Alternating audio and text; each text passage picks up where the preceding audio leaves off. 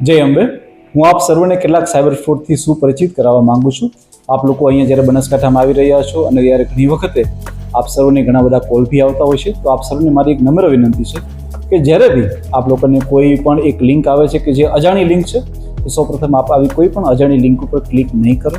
અને જો ક્લિક કરો બી ખરાબ અને કોઈ પણ મેસેજ આપને મળે છે બી ખરાબ, અને કોઈ વ્યક્તિ આપને પૂછે છે કે આપના જે ઓટીપી આવ્યો છે, આપનો પાસવર્ડ શું છે, આપનું કેવાયસી ફોર્મની અંદર આપની વિગત શું છે, તો મહેરબાની કરીને હું આપને જણાવવા માંગુ છું કે કોઈ પણ સરકારી કર્મચારી કે અધિકારી કે કોઈ પણ એન્ફોર્સમેન્ટ એજન્સી આવી કોઈ પણ પ્રકારની ડિટેલ્સ માંગતી નથી.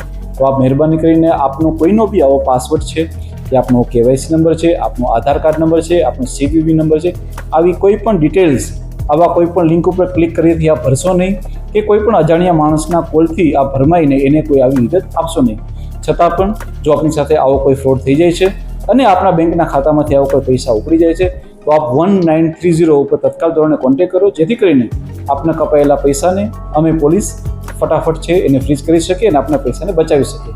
આ સિવાય મારા જે યુવાધન છે અને જે બીજા લોકો છે એમને ખાસ રિક્વેસ્ટ છે કે આપ જે સોશિયલ મીડિયા જે યુઝ કરો છો, આ સોશિયલ મીડિયા ઉપર કોઈ પણ અજાણ્યા માણસને આપ લોકો ફ્રેન્ડશિપ રિક્વેસ્ટ એક્સેપ્ટ નહીં કરો. કોઈ પણ અજાણ્યા માણસનો આપ વિડીયો કોલ કે ઓડિયો કોલ આપ રિસીવ નહીં કરો, જેથી કરીને આપણી સાથે બનતી કોઈ પણ આવી ઘટના જે છે એને રોકી શકાય. છતાં પણ અમે બનાસકાંઠા સાયબર ક્રાઇમ પોલીસ હંમેશા આપની મદદમાં છીએ. આપની સાથે કોઈ પણ અઘટિત ઘટના બને છે, હંમેશા આપની મદદ માટે તૈયાર છીએ. જય હિન્દ.